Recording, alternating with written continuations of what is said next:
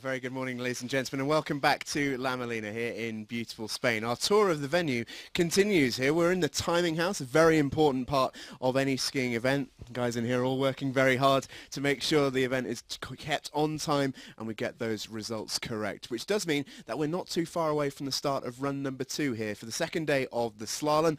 Let's take a little look back at how run number 1 went down.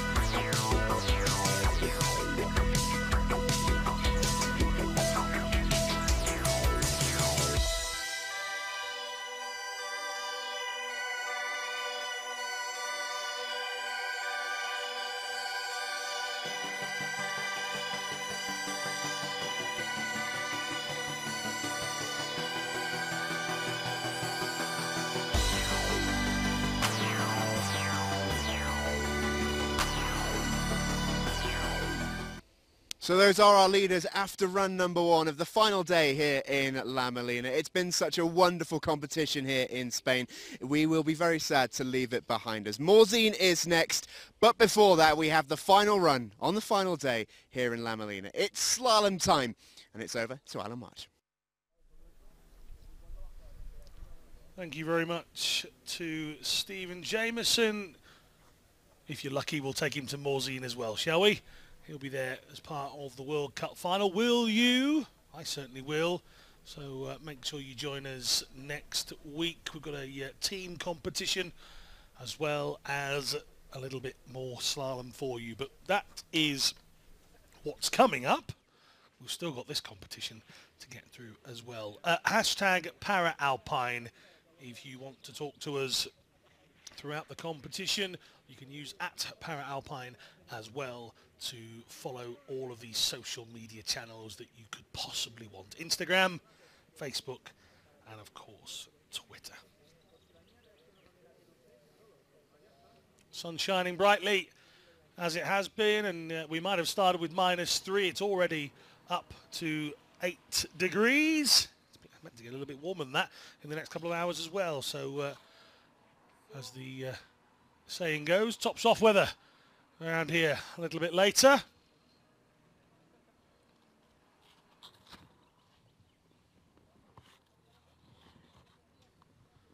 Let's take a look at the course itself then here at the Roc Blanc Estadi, 200 metres in drop, a course length of 734 metres, 55 gates set by American coach Tony McAllister.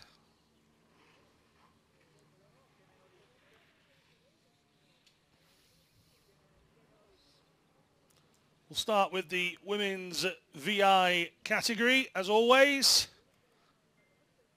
3 athletes going in this one. Fitzpatrick was all smiles in the cafe during the break, but she wouldn't have been during the run. 105.24 puts her in 3rd position. Mel Perrine is in 2nd. Veronica Eigner leads the way.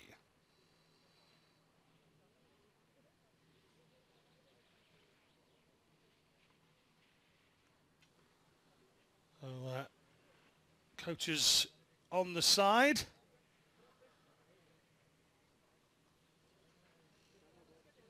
You might notice that the coats are all off, the hats are majoritively off. Now, let's go down for a little surprise. Let's speak to Stephen Jameson, shall we? Yeah, you join us here towards the finish line. This area, just to give you a bit of geography, is the finish. Just behind me there are where the skiers are going to come down very, very shortly. Some interesting results, as you saw from the highlights earlier on. Aaron Lindstrom in the men's standing. Arthur Bochet, DNF this morning. It is wide open in that category. Your own Camp Shrew, I've just spoken to him a moment ago. He's excited for the men sitting in particular. The battle for the overall globe in that category is mighty, mighty tight. Jesper Pedersen currently 96 points ahead in that category. Your own Camp Shrew is playing catch up.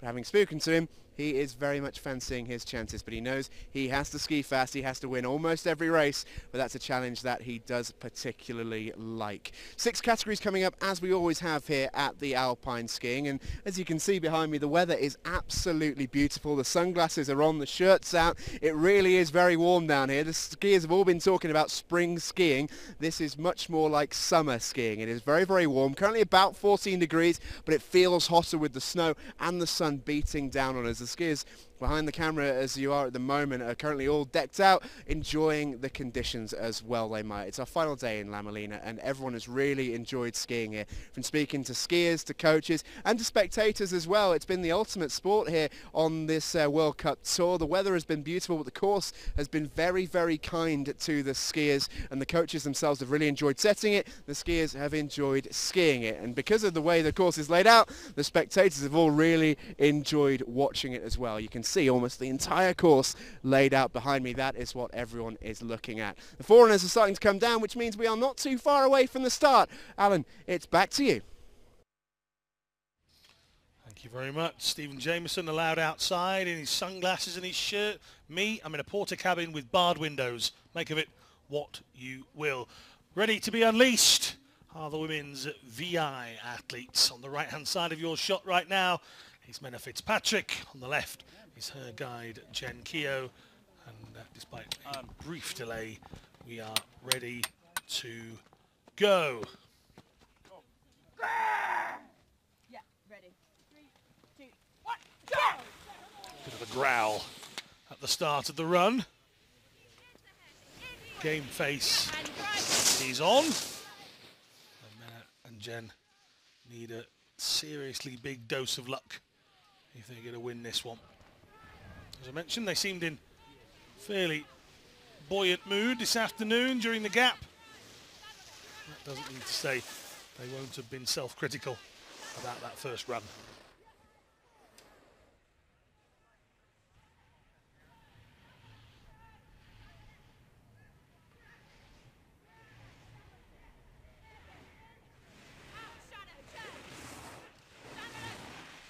Instructions being given by Keogh.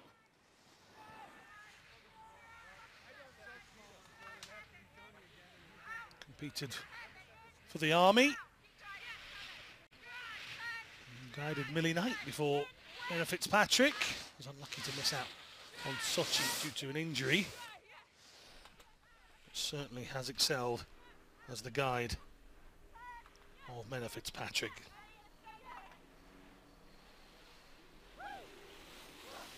Through the line then, 2:08.16 is the final time here in La Molina, and it's a Spanish hug to say goodbye to the mountain.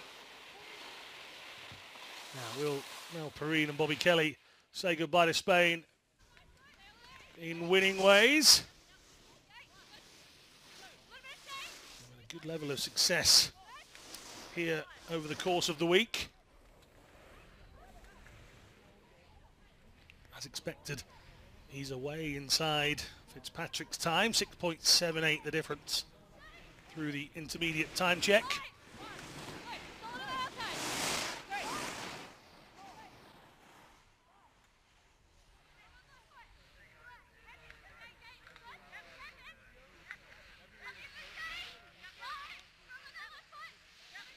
The Australian looking to set a time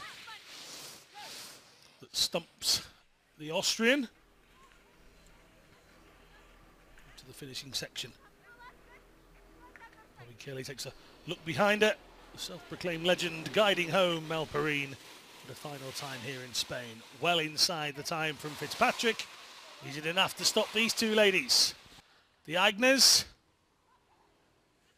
Elizabeth the guide, Veronica, the athlete and the current World Cup leader. It's going to be tight when they get to Morzine, who will have the best of the French slalom race. Aigner 3 seconds ahead. Really is the Austrians to lose from here on in. Perrine has done everything she can. It would seem that the Austrian is going to taste success again.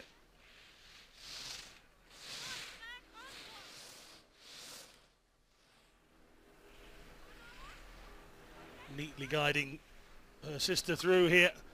Elizabeth takes a look back as Veronica dips in. 5.41 the difference. Welcome to the future of Alpine. It's very Aigner. Anna Fitzpatrick then finishing on 2:8.16 in the end. All of these athletes share exactly the same time factor, so it is a straight race between the three of them. Perrine in second. It's more points the World Cup for her, but Veronica Aigner will continue to lead the World Cup going into Morzine in slalom. Another victory for the young Austrian, just 16 years of age, 1:54.46. Her sister did most of the talking last time they spoke to Stephen Jameson. I fancy that might be more of the same. Not sure Veronica's English is as good as Elizabeth's, but the more time she spends winning races and being talked to, the better I'm sure it will get. So the Austrian pairing just making their way over to Stephen Jameson. We'll have the women's standing event coming next.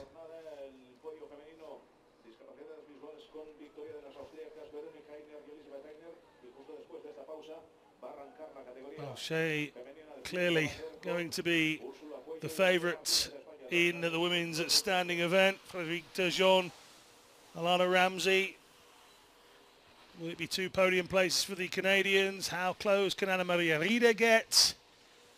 Is there a surprise from Hondo, Pemble and Schmidt? Let's go and hear from our previous race winner. She's with Stephen Jameson.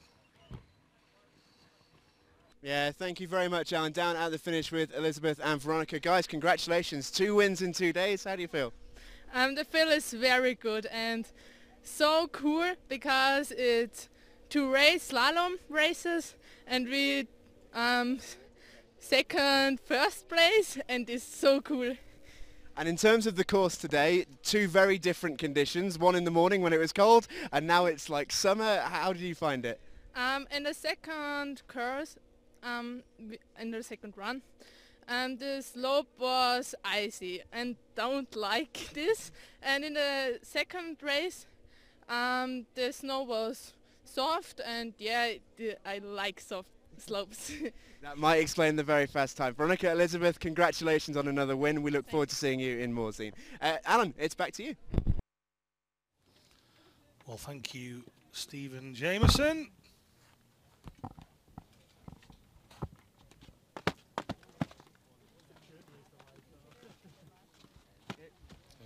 Very much Austrian success over the last couple of days. And the standard scream out of the start block for Ursula Marimont of Spain. And it's an early fall as well for Marimont, but she is up, she's within the gate, so that is very much permitted.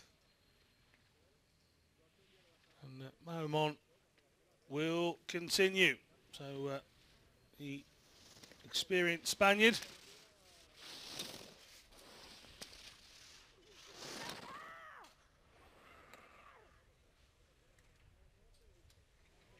.35 from Palma de Mallorca.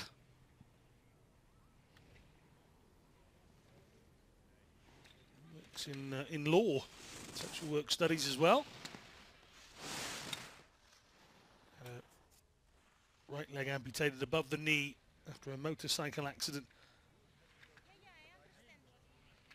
The flag bearer for Spain in the opening ceremony of the Winter Games in Vancouver. Oh, and this time she slides too far past the next gate. And Marimon ends with 2 DNFs for 2 days of slalom. This lady has shown a real fight and drive to finish each race that she has started. 27-year-old Raquel Martinez Muniz, skier, cerebral palsy.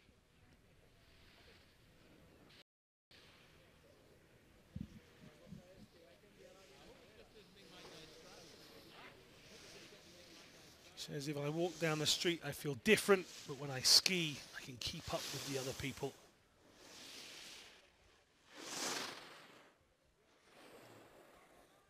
Born with cerebral palsy, which affects both her arms and her legs as well. So it's making it even more impressive. The strength and determination of Muniz here in La Molina. She's wanted to compete on the World Cup and push herself on World Cup courses. And she has done just that.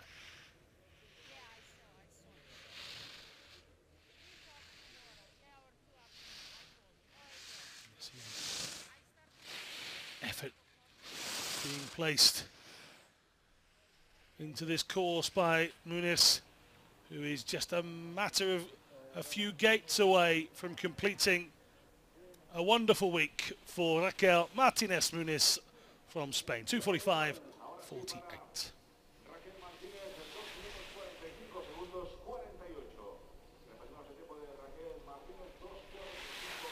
Bina Schmidt, born without forearms in both of her arms.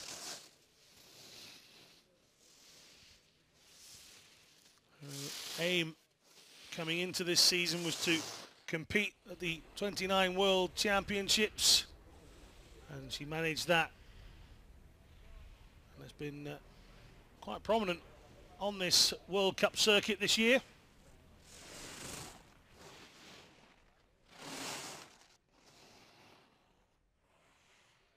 That's to be expected, well inside the time of Muniz.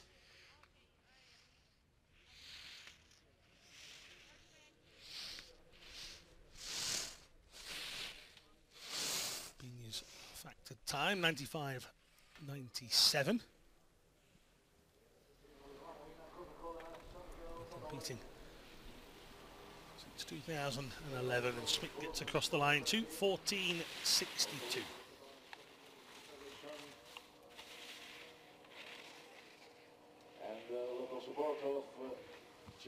18-year-old Mel Pemble.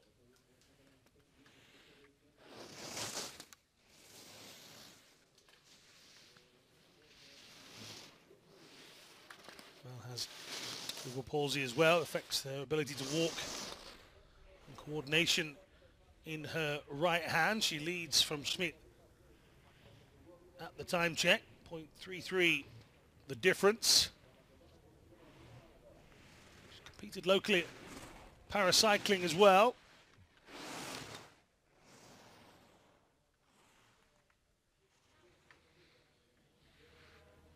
Sometimes known as Melly to her friends. Actually born in Great Britain, moved over to Canada in 2009 with the family. First living in Vancouver Island. to the line then. 0.78 ahead of Schmidt for Mel Pemble.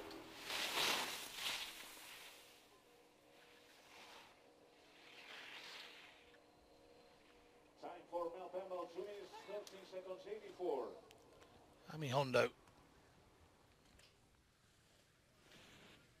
Wasn't really at the races this morning, the young Japanese athlete. 22 years of age, 1.77 seconds inside Pemble's time.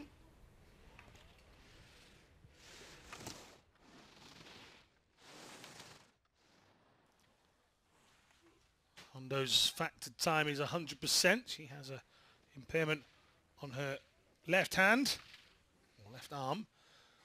She was born without fingers on that left hand, so no use of the ski pole for her on that side, such as Boucher. Hondo will get to the line in front of Pemble, so remaining at least in the position she started in.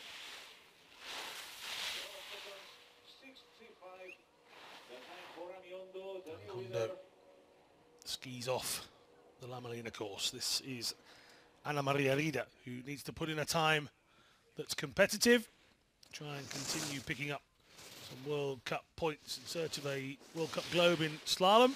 Came into this two-day slalom event in second. She's well ahead of Hondo, which was to be expected. It's whether she can displace one of the Canadian pairing. Ramsey and Turgeon still to come.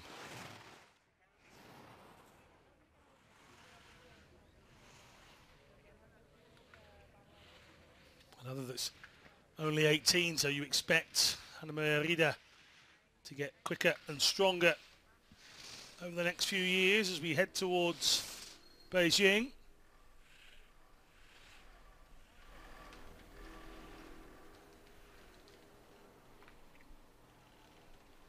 And at the line then, 2:02.11. It's very good from Ana Maria Rida.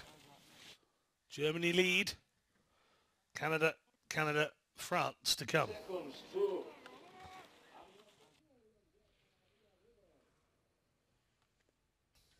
Fourth place in the World Championships for Alana Ramsey. Fourth here would be quite a disaster. In third position, you never want to drop down a place. You always want to use the advantage you have from the first run during your second, and Ramsey will be looking to do just that. She had 1.3 seconds near enough the advantage over Rida, but she's dropped that down to just 0.89, so this could be an interesting finish for Ramsey. 24-year-old from Calgary.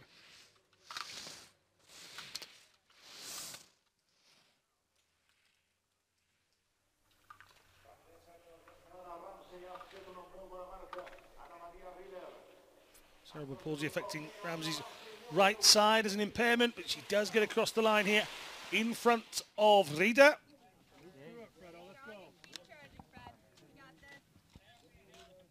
Single leg skier and World Cup leader from Canada. Frederic Turgeon, Fred. More than happy with that as a name. From Montreal. Only 19.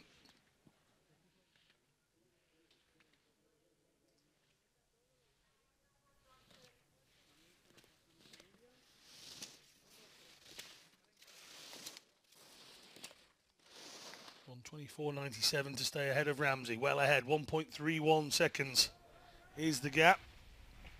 It means the gap is closed though. But Fred should have enough to stay ahead and finish second at least.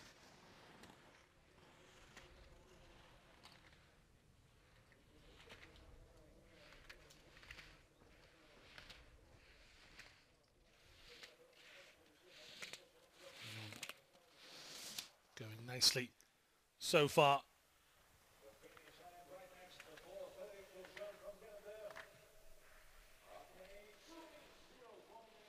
.93 was the gap in the end, but Turgeon in first. Now, the lady they all aspire to be. And the lady they all aim to beat a host of French athletes at the top there. Jordan Brossan screaming at Bochet as she gets started.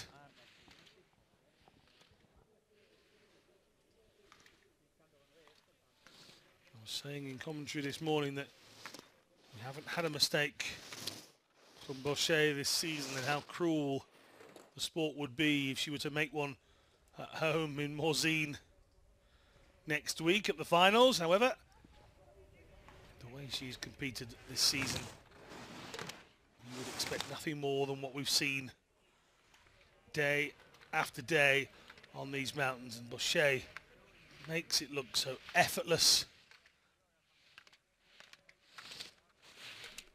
Loves the slalom event.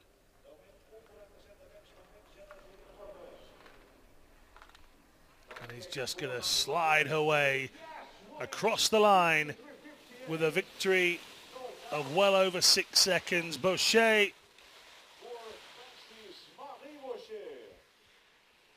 it is the dominant French athlete again that finds victory, and look at the gap, 153.8 versus 2.19.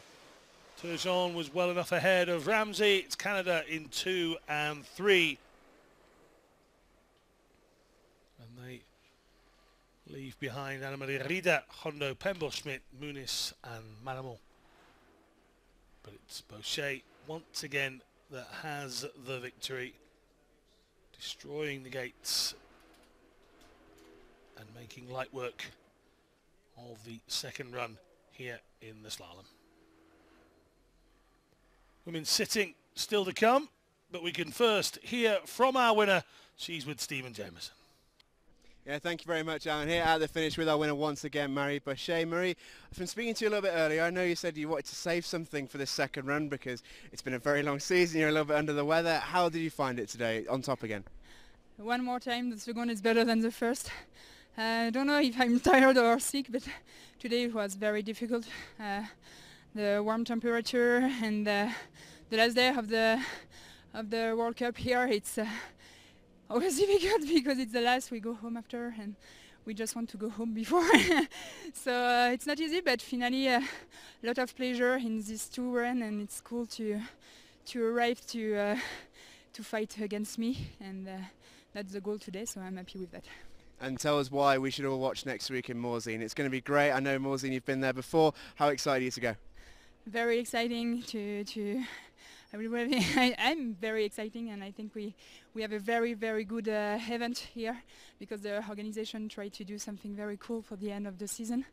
I think the team event was a nice moment too, with very good ambience and it's changed because every time we race for us and now for team, and I think it was very different. It's a cool, I think it's a new energy, and it's nice to finish the season, and I hope we arrive to have a very beautiful World Cup in Morzine, and I invite the French to come. I'm sure we will. Marie, congratulations. We'll see you in Morzine. Alan, back to you. Bochet looking forward to the team event in Morzine. We're looking forward to the slalom sitting event in a moment. Stevens, Muraoka and Forster to come. As Marie Bochet was saying, we do have a team event next week. Don't miss it. Make sure you tune in on the many ways that you can do so. You don't want to miss out. A team event, something new, something different.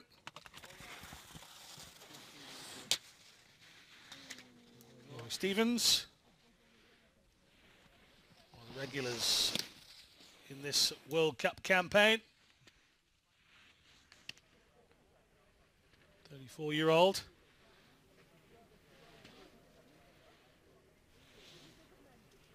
Double Paralympic gold medal winner from 2006. There's not a lot about sit skiing that Laurie Stevens doesn't know.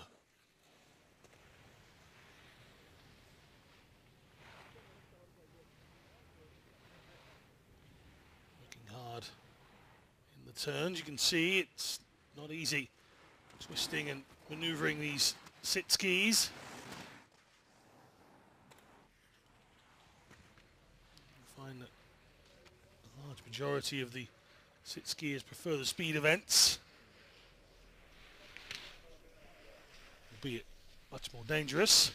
These things certainly hurtle down the mountainside.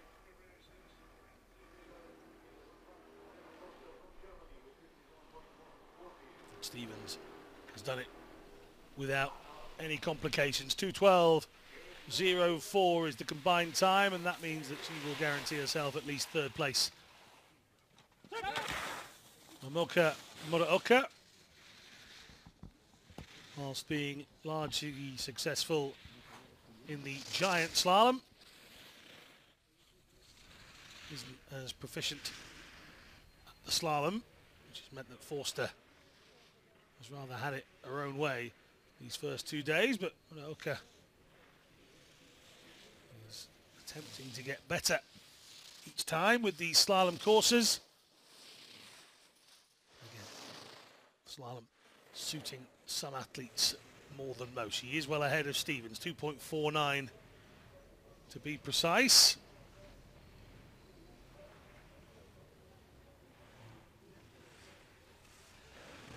Lady from Saitama just about finishing her run. Diagnosed with transverse myelitis at the age of 4. That condition causes inflammation of the spinal cord.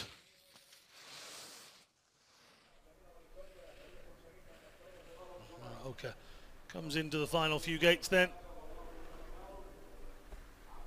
He will be well ahead of Stevens, 0.15. There was over 6 seconds the difference between Forster and Muraoka at the end of the first run. Current World Cup leader, as you can see the difference already, the speed and the slickness of how Forster tackles each and every one of these gates, making it seem rather effortless, a la Bochet a moment ago. Still only 23, having made a debut in 2012, Annalena Forster. Silver medal in 2 events in Sochi. Switch those up to 2 golds in Pyeongchang, and already 8.78 seconds clear of Muraoka. Good to see 3 Paralympic champions in the offering in the women's sit ski division. No real difficult conversation to be had here. There could be more. We would like more sit skiers in the women's division, that's a fact. Another fact is that Annalena Forster has won that with ease, over 10 seconds clear. Is there anybody out there that thinks they can do slalom better than the young German? Well, Forster takes it 1:57.27, quite dominant in the end. Muraoka 2:07.89.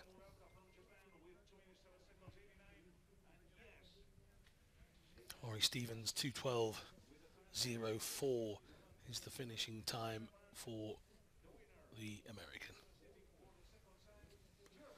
Well, that does indeed conclude all of the women's events here in La Molina. We can move on to the men's vision impaired category. 6 athletes to go in this one: Kobatka, Burton, Simpson, Delaplace, Savard and Harreus. And we can hear from our previous race winner. She is with Stephen Jameson. Thank you very much, Owen. Yes, Annalena Forster, our winner once again. Annalena, congratulations. How did you find it out there today? Yeah, it was, the second one wasn't so easy, but yeah, I think I have a good time and yeah, enjoyed the first run. It was very cool, and yeah, but we will see what's next. Yeah, it's Morzine next, the World Cup finals. Before we talk about Morzine though, how much have you enjoyed skiing here in La Molina? It seems that it's almost been like a holiday for everyone, it seems. It was very hot, yeah, but it was also very difficult to go skiing before the races are on, because the snow is very difficult from the normal slopes to the race slopes, so that wasn't so easy. But no, I think we had a good time, and now I'm looking forward to Morzine. Yeah, we look forward to watching you as well. Safe trip, and we'll catch you in Morzine. Alan, it's back to you. Thank you very much. And this is the lady herself. It's all very easy when you know how, isn't it? And Annalena Forster knows how to win slalom races. The Paralympic champion does it again. It's the first time, by the way, that we've gone to a second run in the men's VI here in La Molina with a full quota of athletes that started the first run. So there you go. It took 5 days for all of our athletes to complete a first run. Not a single DNF this morning. Does make a change on previous days. Coach Martin with a fist bump for Marek Kubacka, who is 6th from the 6. The athlete to compete as a B1 athlete, so no vision whatsoever through those goggles.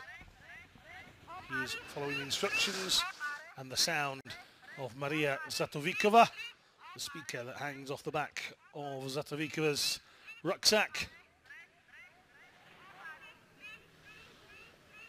I often wonder if she uses the same speaker to play music in the hotel, but here it's purely for guiding Marek, who is a giant slalom world champion. It took almost a decade in the making, but Marek Kubacka's trust levels in Maria have grown and grown. Oh, it's a big, big slide to get around that last one. And again, it is a marvel to witness.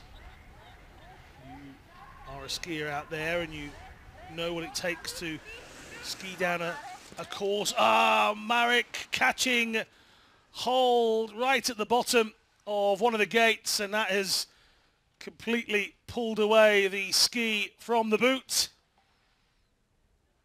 And as I mentioned, it was the first time we'd had a first run without any DNFs. The second run didn't let us down. Let's take a look. Yep, just catches the ski on the gate pole. And Marek Kubacka is out.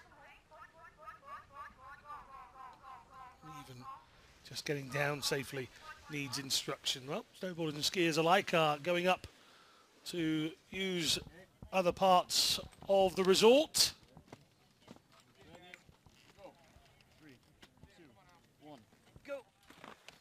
Away goes Kevin Burton, bib number 19, guided by Kurt Grimmelman. 36-year-old Burton has had a few podium places and a couple of DNFs. That's fair to say a mixed bag.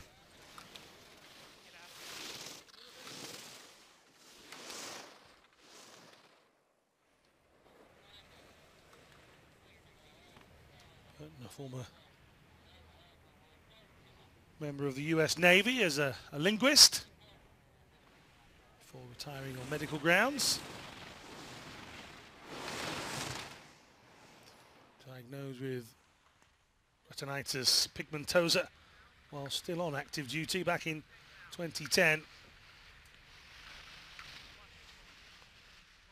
It's affected his vision and competed the 2014 and 2018 Winter Games. He's done long distance in biathlon cross country. He's done the Alpine as well, and he's done this course in 2:02:32.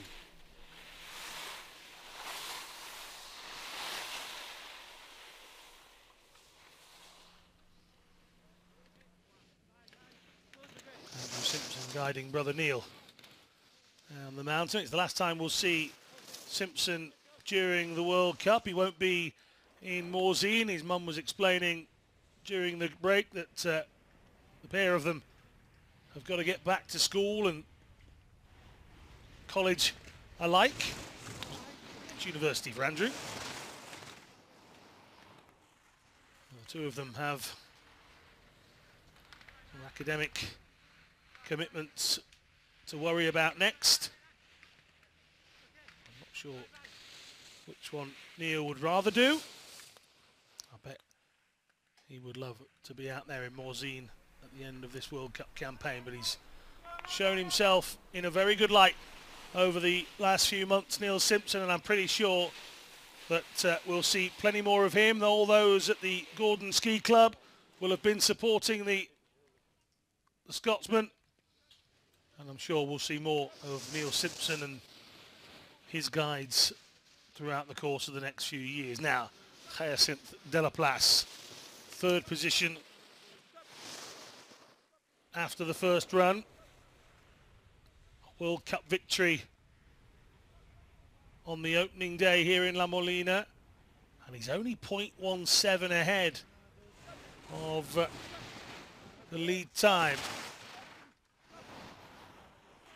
Delaplace has had a couple of DNFs, so we wanted to make sure that that's not a thing here, as the French team look for a double place on the podium. Simpson's time, 1:55.61.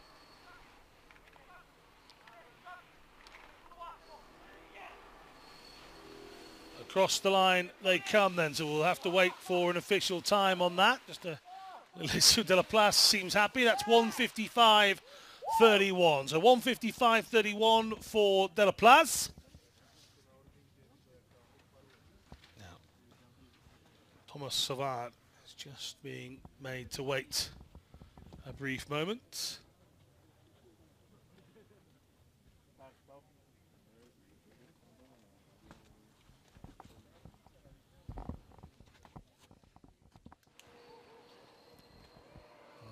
I think going to be a review of Delaplace's run at the end, so official results could change. Of course, they're always unofficial at the end, so that's a point to note. You see people coming up on the ski lift in their t-shirts.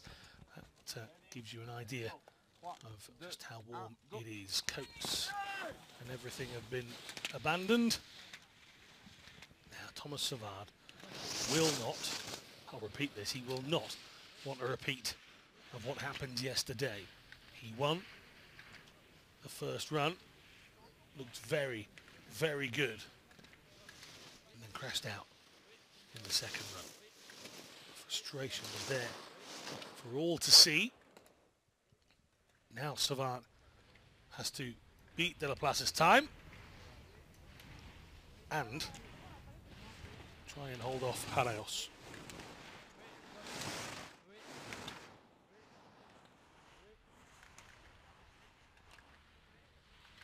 Savard going okay.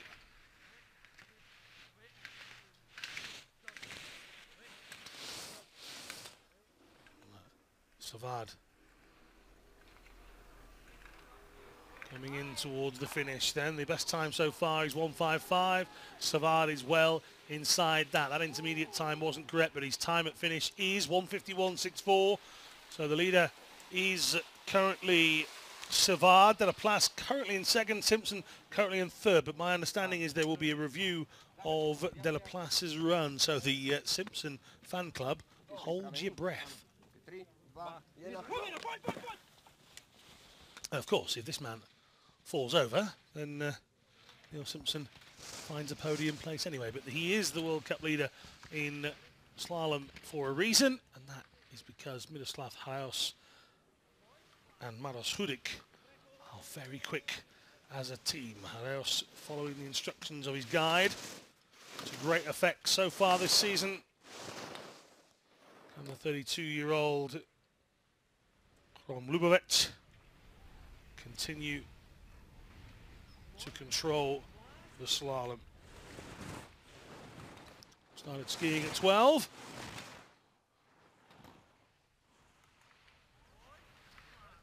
He has a condition that causes involuntary eye movement.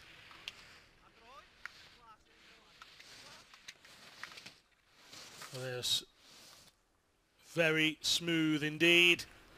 And as he enters the bottom section, this should just be a tick box exercise. Yes, it is, 0.72. But Haraus is indeed the winner.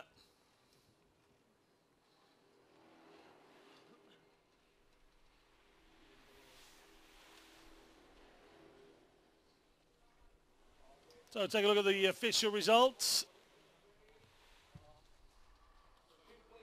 Haraus will need a translator if he's to have an interview, but hopefully Maria Zatovikova is down at the finish, so we might be able to hear from Miroslav Haraus in a moment. Thomas Savard does take second, and a place in third.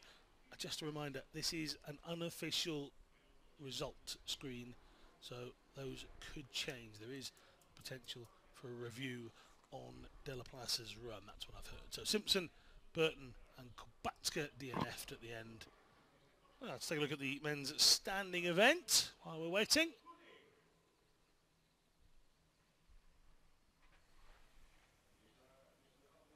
Arthur Boucher was first out of the gate this morning. He didn't make it to the bottom. Takahashi, Bosan, surprised to see Kiviri in the bottom end as well. At the other end, Wirtz, Walsh and Lindström have the podium places. We saw some surprises in the first run. How many will we get in the second? Let's go and hear from Stephen Jameson. Okay, down at the finish with our winner Miroslav Haraus. Miroslav, congratulations. Those conditions were tough for you, I know, out there. How did you find that second run in particular? Že podmienky v druhom kole boli ťažké, ale že ako si to dokázal, že si akože vyhral? Celý pretek bol pre mňa náročný, keďže trošku mám zdravotné problémy s chrbátom. A som šťastný, že tento pretek som vyhral aj napriek tomu, takže podmienky boli náročné, trať bola náročná, ale vynikajúca podložka, takže super. So this race is very, very difficult for me because now I can feel my back because I have some pain in my back. So it was very, very, very hard. But I am happy that I make it again. And the slope was also prepared very, very good. And the track was very difficult, but it was great. Well, lovely to hear, Miroslav. Congratulations on the win. We look forward to watching you next week in Morzine. Congratulations. Alan, back to you. If you can win with a sore back, why not? That's exactly what Miroslav Haraus did. Says his back's hurting him a little bit. I'm sure by the time we get to Morzine, he'll have a little bit of treatment and he will be ready to go again. So again, just a reminder, Arthur Boucher out. Theo Gimmer didn't start. And Lindström had the best of it. Kohei Takahashi was the only Japanese athlete to make it down safely in the first run. Hidaka Misawa drifting off course midway down. So young Takahashi in search of a slalom finish. Only just 18, very much the mindset of getting to the next Winter Games and improving and getting quicker during that journey. It's difficult for the athletes, all about funding and time away from whatever it is that a lot of them do as day jobs. You know, we have people who work in airports and physiotherapists, office workers. A lot of these guys and girls have regular jobs as well as trying to compete on the slopes of the World Cup Tour. But Takahashi, lunging to the line, does get a finish, 1:54.88 for the Japanese athlete.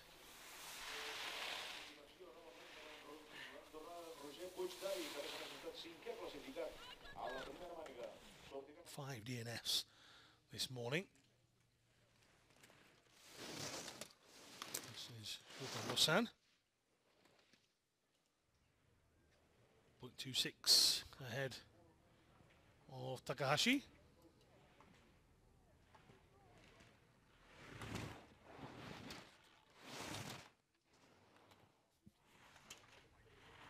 Just a little error with timing at the moment, so we'll bring you Jourdain Brossan's time at the end.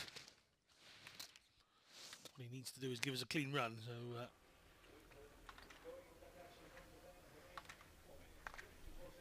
lunging to the line, so we'll try and give you the time for Jourdain in just a moment. Might lead to a slight delay whilst the gremlin is chased from the system.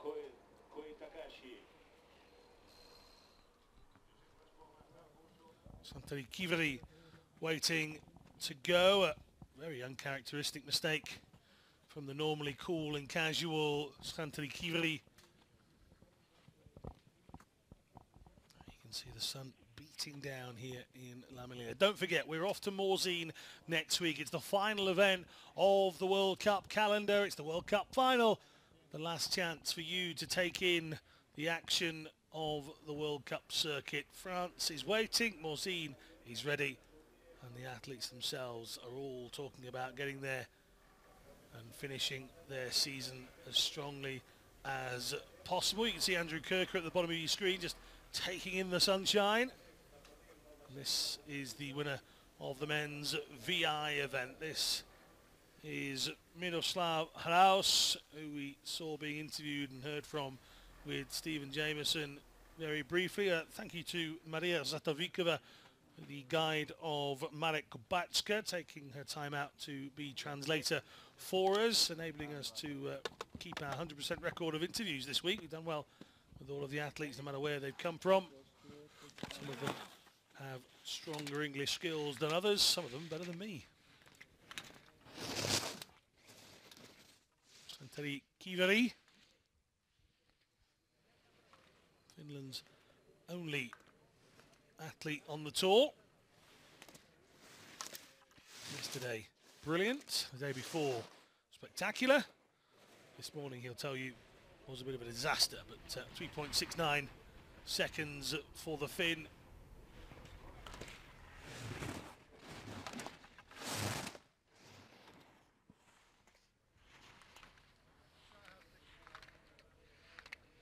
Don't have the official time for Brossan as of yet. I'm hoping it comes through at the end of this race. So Kiveri is being pegged against Takahashi's time, but see if that's correct. 5.57 seconds quicker than that.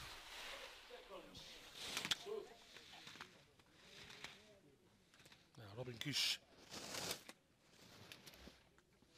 are on course. Official time for Brossan was 1:55.26, so he was slower than Takahashi. So good performance from the Japanese skier. Both of them have been replaced by Kiveri. 1:18.19 through this section. Kiveri is already caught up on one athlete.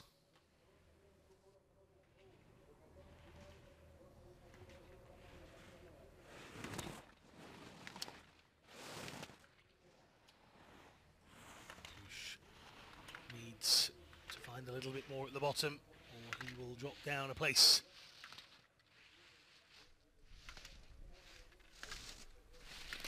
Nephew of Olympic skiing medal winner Didier. Robin, very capable of winning medals in his own right, but he's found himself dropping down behind Kiveri, who has put in a good time. Okay, right now, Robin Kusch from Switzerland is second with 1 minute. This is Niko Pajancic.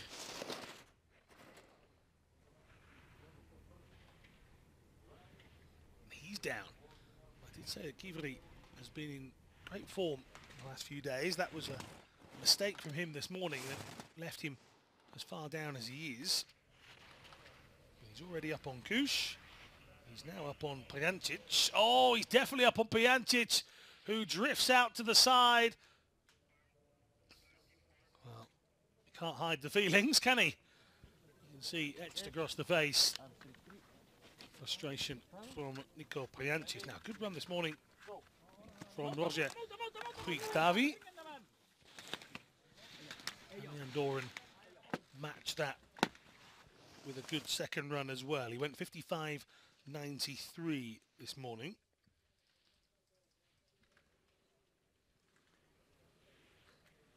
.19 from Kivri at this time check. Give us some more information, and now the Andorran has gone as well, and you see another that just hates the slopes for a brief second and what they can do to you. And David drifting off to the side. It's a second DNF in a row again. Yep, just the right ski, the wrong side of the gate and out. Well, Anthony Kivri still leads, and there's only 4 to go. It would be a little bit of miracle work. This is Thomas Fiel, remember, World Cup leader because of his great work in Zagreb in the opening stages of the World Cup. World Cup meant to have started in Salinaver, didn't do so because, well, it was just too much snow. 0.89 inside. Thiel started a full second ahead though, so it means he's actually dropped a little bit of time on Kivri. Kivri was very good in this bottom section. So again, Cup leader knows what he's got to contend with.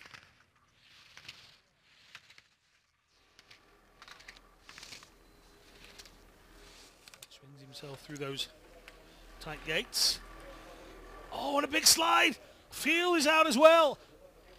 He'll get himself back on the course, but that is out of contention for a podium place for Thomas Fiel, and the World Cup leader finishes 3.3 seconds behind Kivri, who still leads. Well, this is remarkable for the Finn. He was podium yesterday. He started in 8th at the beginning of this run. He now needs just one of the next 3 not to beat his time, and he'll have clawed himself back onto the podium. Remarkable stuff. Martin Wirtz, 3rd this morning, 53.11. He's a long, long way in front of Kivri's performance, but at the moment, people are making mistakes for fun. 1:18.19, 2:09. That means he's dropped time as well.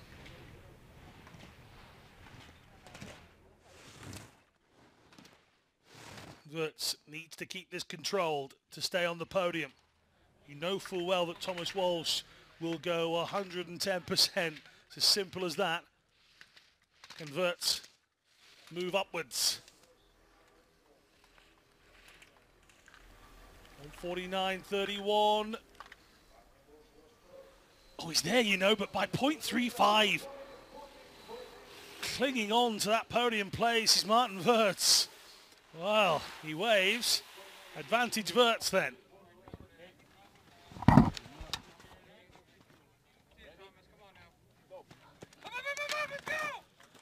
Big shout from the coach as Walsh gets going. This morning he put behind the demons of day 3 and 4, crashing out of the giant slalom, tumbling out of the first day in the slalom. This morning we saw the real Thomas Walsh.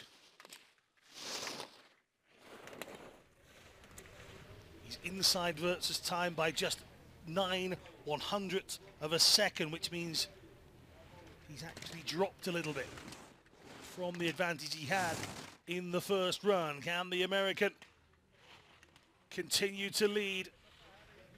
This bottom section seems to be the quickest for everyone. Kivri really enjoyed it. Wirtz has got himself across the line. That's advantage to him. And the man from Vale prevail towards the line. Oh no, he's just outside. 5/100ths of a second as he shakes the head. It's second for Walsh, which guarantees a podium finish at least, but he won't want to accept that. One final run. Aaron Lindstrom with a huge opportunity for a World Cup winner. He went 50.99 this morning. He was well ahead of Wirtz in third place. He had a gap of over 2 seconds. He's still got a gap of over 2 seconds. Oh, and Lindström slides out. Martin Wirtz will be wondering how on earth he's managed to win this from third, but Lindström surely has lost too much ground. Devastating for the Swede. He now knows how Kiveri felt this morning after yesterday's superb performances from the Finn and the Swede. The pair of them have made mistakes here. Martin Wirtz is watching on. 1:48.96. No, he's outside. It's third somehow for Lindström. He still finishes on the podium, the same as yesterday, but the head goes down because he knows categorically, without that mistake, he wins this one. But that is the glory of Alpine. Lindström in third, just edging out Santeri Kiveri as well, who's done well to go from 8th to 4th. Walsh, well, second after the first run. If he'd have just stayed ahead of Wirtz, he would have been the World Cup winner of this slalom run. However, Martin Wirtz from Austria takes it 1:48.96. He's gone from third to first. Martin Wirtz will be very happy with that. I think, if my memory serves me rightly, it'll be the first time we've interviewed Martin, if we can get him, throughout the course of this season. So Stephen Jameson is down there with our race winner. How surprised is he? Yeah, thank you very much. Down here with our gold medalist, Martin Wirtz. Congratulations on the victory. A crazy ending to the race. Can you describe your emotions as you were watching Aaron come down the slope? Yes, thank you. Yeah, it's a little bit a surprise because my run was like so good, I think, and so yeah, now it's a surprise to be in the first position. But a nice surprise, right? Yeah, really a nice surprise, yes. And how much have you enjoyed La Molina? It seems the skiers have almost seen it as a bit of a holiday. How much have you enjoyed it here? Nice weather, right? Yeah, a little bit like summer holidays because it's really warm. Now on the start it was really hot. I have some problems with my body, but yeah, now everything is okay. We look forward to watching you later on in the season as well. Round it off in style. Congratulations on the gold. Thank you. Alan, it's back to you. Well, drama on the mountain, but drama, what drama, said Martin Wirtz. All you got to do is get to the line quicker than everyone else, and if they've got a problem, that's their problem. Men's sitting event, the final event of this La Molina World Cup event. 11 athletes still to come. Jeroen Kampschreur in control after the first run. We'll finish with a Spanish athlete. How apt.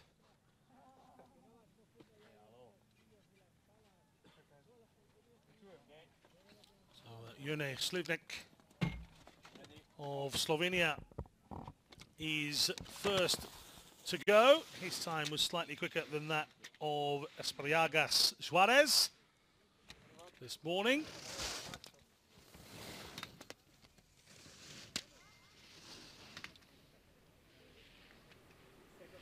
Slivnik delighted to have been part of the World Championships in Kranjska Gora this year, a venue that held one of the World Cups last year. And in fact, Kranjska held a World Cup again this calendar year as well. So it's been a busy old place, Slovenia, and Jone Slivnik has been a part of each and every one. We got his arm caught in the gate a moment ago. He was strong enough to keep on moving through it.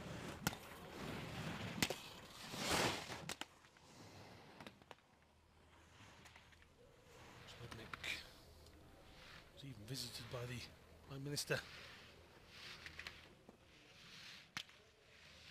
during his time in Kranjska.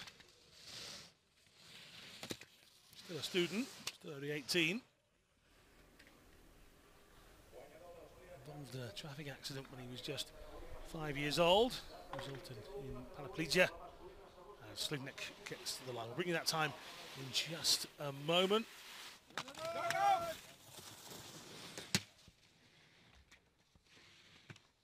Two DNFs and two DNS this morning.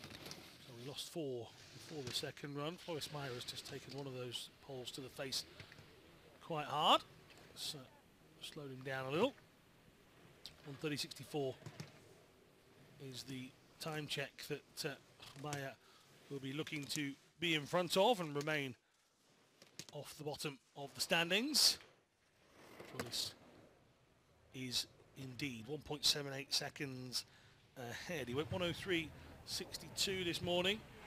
He's been completing a fair few runs in recent events as Floris Meyer, so clearly the Dutch team working on his control of the monoski as opposed to the speed that we very often see from Niels de Langen and Jeroen Kampschön. Niels de Langen would have been frustrated here this back end of the week. 2 DNFs in both slalom events, despite picking up his first ever World Cup medal with a silver in one of the giant slalom races. But other than that success, it's been a bit of a frustration for Niels.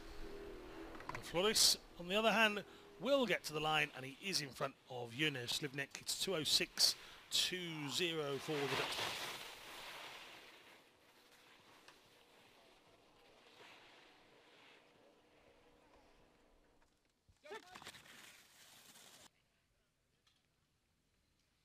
Now, Akira Kano. 22-year-old. One of 2 Japanese athletes in this second run. I was about to say he was going out, but he did well there, kept his balance and a little bit more momentum, so he will go behind Floris Meyer now. Very difficult once you lose momentum in these sit skis to try and get it back again.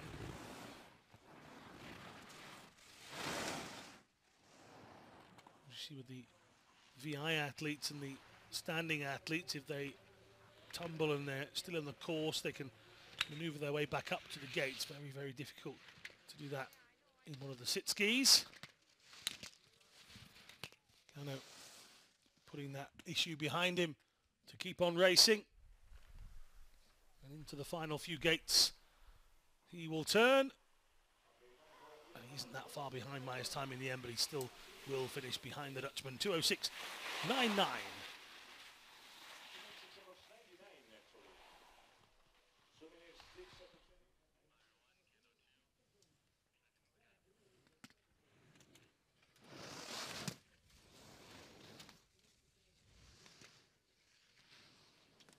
This is Luc Percival. I was talking about him over the last few days. An insect bite led to some very severe complications for Luc Percival.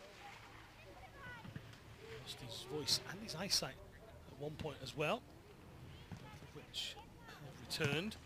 All of this only happening in 2014. Here, just 5 short years later, or less than, Percival is now competing on the World Cup circuit. I'm telling you, keep an eye on Luc Percival. He's looked very good in the latter stages of the giant slalom. He's not looking too shabby here in the slalom either. He's a big guy. He lives and works in Tignes. So access to the mountains in France not an issue to him. I'm sure he'll be delighted to be competing in his home country next week. He is well ahead of Floris Meyer. 2.29 for Luc Percival. Alex Cairns coming up next.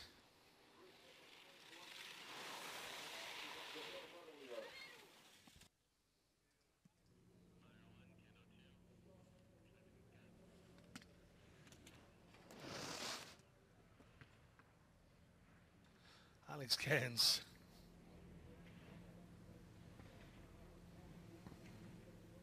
Cairns ahead of Luc Percival.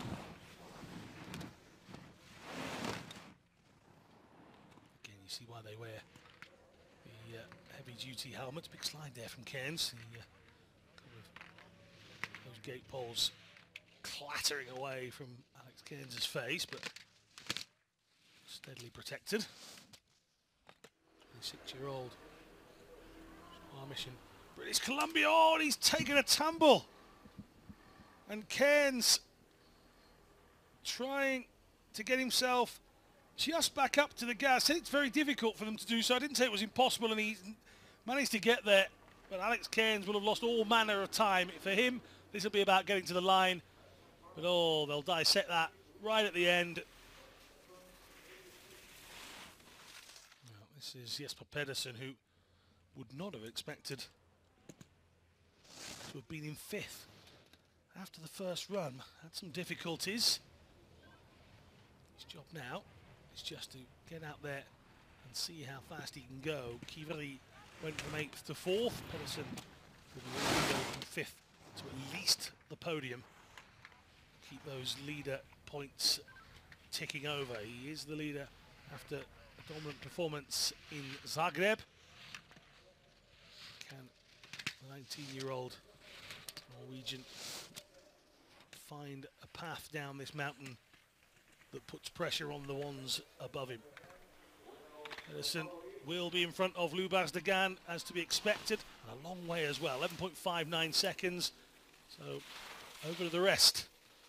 So it's Jesper Pedersen, Mori Sikorsky, Vaterhofer and Kampstra.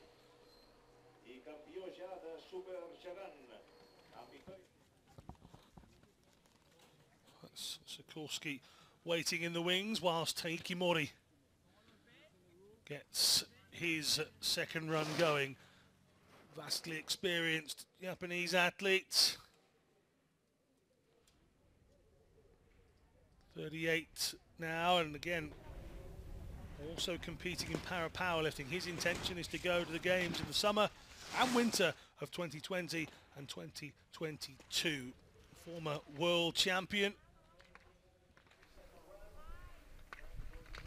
multiple medalist at Paralympic level, never took a gold, but plenty of silver medals to show, going all the way back to 2006. In fact, Pyeongchang was the first time he hadn't picked up a medal for his exploits. Now we've got a little timing issue here, so that means I'm going to have to wait to be able to tell you the official times of Taiki Mori.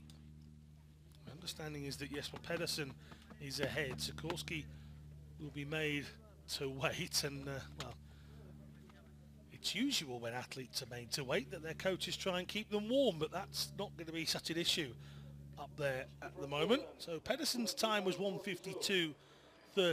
We're just waiting for confirmation of Taiki Mori and the course helpers and kids heading up.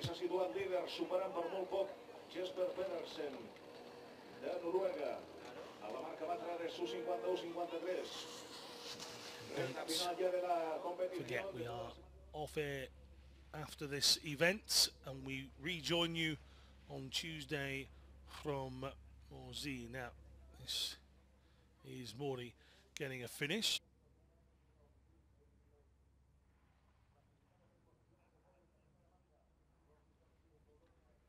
So we can go back up to the start, I believe. Igor Sikorsky has had to wait a little while. Get a pat on the back, still waiting for the official time of Taiki Mori. So Pedersen does currently lead, 1:52.32. Mori, I don't have a time for to base it again. So Sikorsky makes his way down. Poland's single competitor on the World Cup circuit. Now, Mori must be ahead of Pedersen because that time, 1:18.71, is his at this first section. So Pedersen into second, Mori into first. And Sikorsky's behind. Well, Mori was talking about the fact that he's really feeling his form here in La Molina. Sikorsky, the World Championship bronze medalist, has fallen behind a little.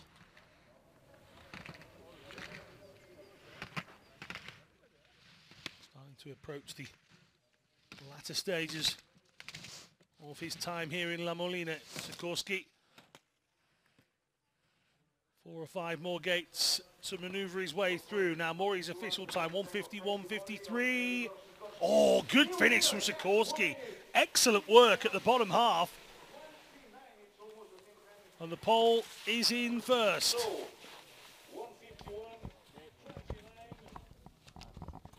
Marcus Schlatterhofer.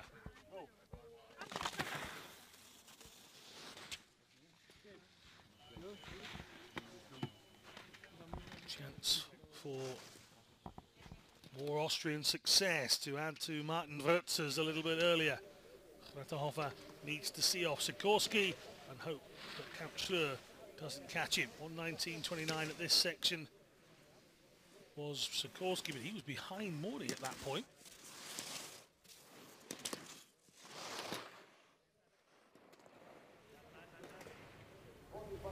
Pedersen the winner yesterday, Schlatterhofer third. He's well ahead of Sikorsky in the opening stages, but we know that Sikorsky found his speed in the bottom sector.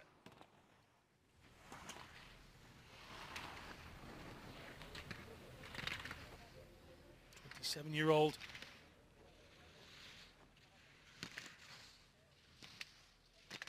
Took his impairment in 2007 during a motocross race.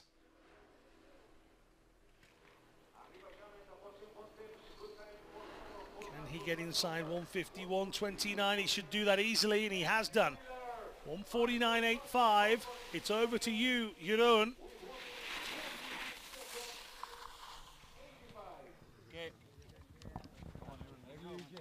And there is the current world champion, Jeroen Kampschreur.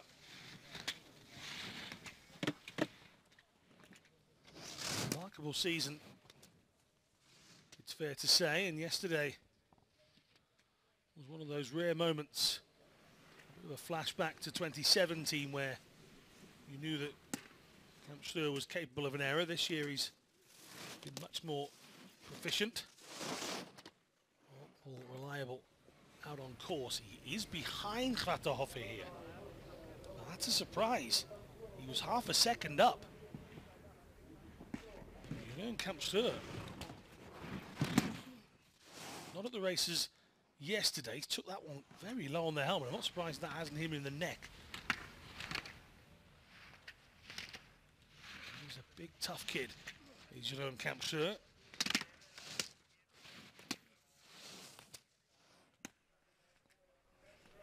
Can he find speed at the bottom? 149.85. It's going to be tight.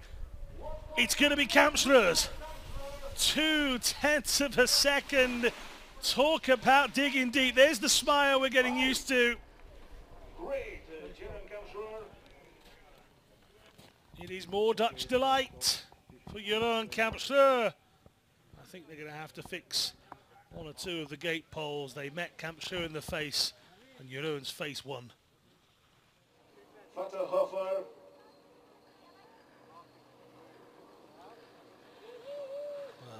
Just the one athlete to go here, but we can take a look at the standings for now. Then Kampschreur by 0.2 from Schlatterhofer. It's been a good day for Austria, this, and Sikorsky will finish in third position. Our final athlete won't affect the standings for the podium, so good results for Schlatterhofer and Sikorsky on the podium.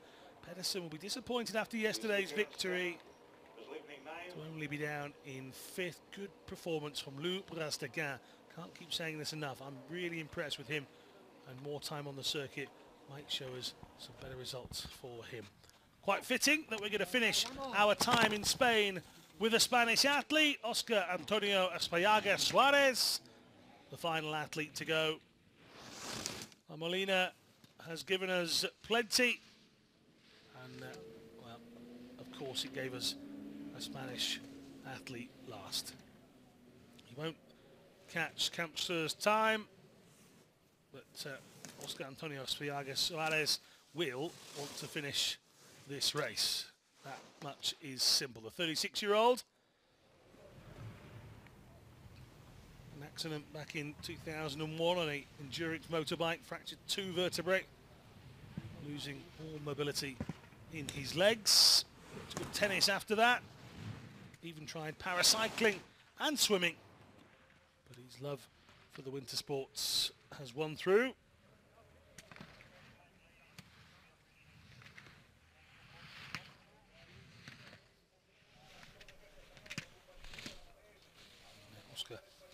Juarez just about into the finishing section then. Final few gates for the Spaniard, and the 36-year-old gets across the line and finishes the competition for us here in La Molina.